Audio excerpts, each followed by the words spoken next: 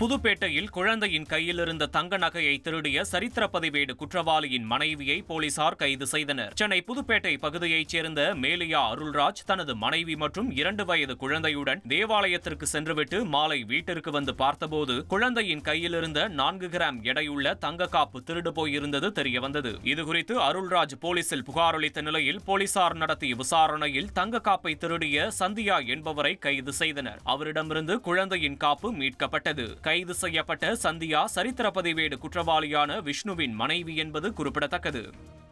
திண்டுக்கல் மென்பொறியாளரிடம் 48 லட்சம் ரூபாய் மோசடி செய்த சம்பவத்தில் ஒருவர் கைது செய்யப்பட்டுள்ளார். திண்டுக்கல் மாவட்டம் நிலக்கோட்டை பகுதியைச் சேர்ந்தவர் வேளாங்கண்ணி. இவர் மென்பொறியாளராக பணியாற்றி வந்த நிலையில் ஆன்லைன் வர்த்தகத்தில் ஈடுபடுவதற்காக ஒரு வாட்ஸ்அப் குழுவில் பயிற்சி பெற்று வந்தார். இந்த நிலையில் சம்பந்தப்பட்ட குழுவைச் சேர்ந்தவர்கள் ஆன்லைனில் லட்சக்கணக்கான ரூபாய் லாபம் பார்க்கலாம் என கூறி வேளாங்கண்ணியை 48 லட்சம் ரூபாய் என்னோட பிசினஸுக்கு ஜிஎஸ்டி நோட்டீஸ் வந்திருக்கு பாரு.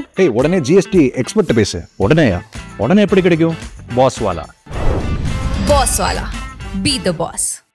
முதலீடு செய்ய வைத்துள்ளனர். இதனைத் தொடர்ந்து சம்பந்தப்பட்ட நபர்களை தொடர்பு கொள்ள முடியவில்லை. தான் ஏமாற்றப்பட்டதை உணர்ந்த வேளாங்கண்ணி சைபர் கிரைம் போலீசாரிடம் புகார் அளித்த நிலையில் ஓசூர் பகுதியைச் சேர்ந்த குமரேசன் என்பவர் போலீசாரால் கைது செய்யப்பட்டார்.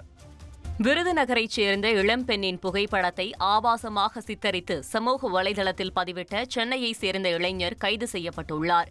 25 வயது இளம்பெண் ஒருவர் தனது புகைப்படம் ஆபாசமாக சித்தரிக்கப்பட்டு சமூக வலைதளத்தில் பதிவிடப்பட்டு இருப்பதாக விருதுநகர் சைபர் கிரைம் போலீசில் புகார் அளித்தார்.